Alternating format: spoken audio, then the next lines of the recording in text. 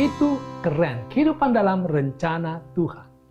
Pada tahun 1990-an, saya mengikuti sebuah penggalian arkeologi di Yordania. Pada kegiatan tersebut, berkunjunglah seorang profesor arkeologi yang sangat terkenal, profesor dari University of Arizona, dan dia diminta untuk menjelaskan berbagai hal tentang penggalian tersebut. Dia menguasai sepenuhnya sejarah dan latar belakang kehidupan masyarakat di zaman Alkitab.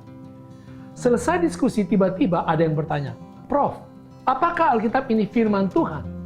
Dengan tegas dia jawab, "Saya rasa tidak." Kenapa? Karena setelah saya dalami, saya dapati ada banyak hal yang disebutkan Alkitab ini tidak masuk akal dan kelihatannya tidak pernah terjadi. Menyedihkan.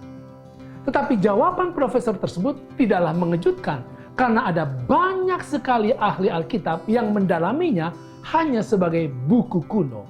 Mereka hebat sebagai ahli buku kuno saja, dan mereka tidak pernah memperoleh berkat istimewa. Saudara, bagaimanakah sebaiknya sikap kita ketika membaca Alkitab?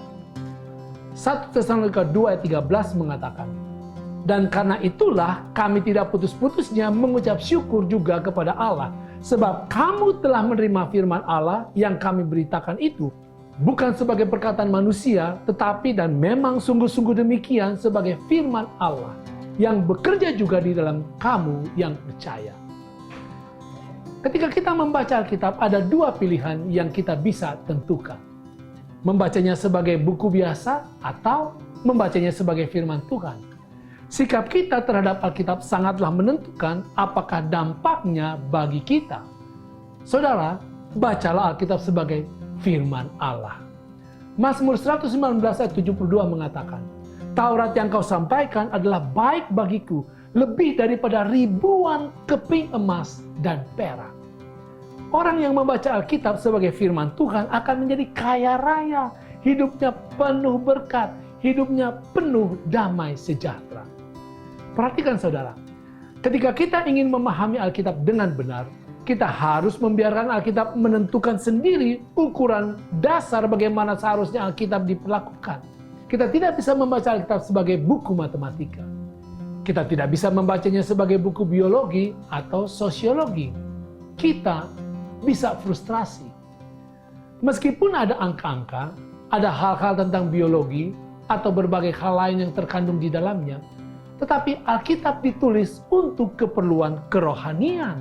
Orang yang membacanya dengan cara pandang ateis atau memperlakukannya sebagai buku matematika, ia tidak akan memperoleh kekayaan besar yang terkandung di dalam Alkitab.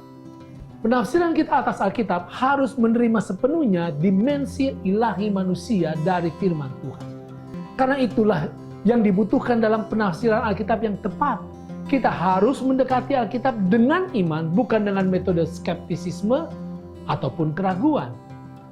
Saudara, mengapa Anda menyimpan uang di bank? Karena Anda percaya bank akan menjaga uang Anda, bukan? Dan karena kepercayaan Anda, maka bank akan memberikan bunganya atau interestnya. Ada bank yang memberikan bunga 2,4%, 3%, 5,5%, bahkan 5,8%. Saudara, mempercayai Alkitab dan membacanya sebagai firman Tuhan akan berdampak besar bagi Anda. Hidup Anda akan terjaga dengan baik. Bahkan Tuhan akan menambahkan kesejahteraan kepada Anda. Bukan hanya 2,4%, 10 atau 50%. Tuhan akan menambahkan damai sejahtera, sukacita, serta keberhasilan yang berkali-kali lipat. Itu keren.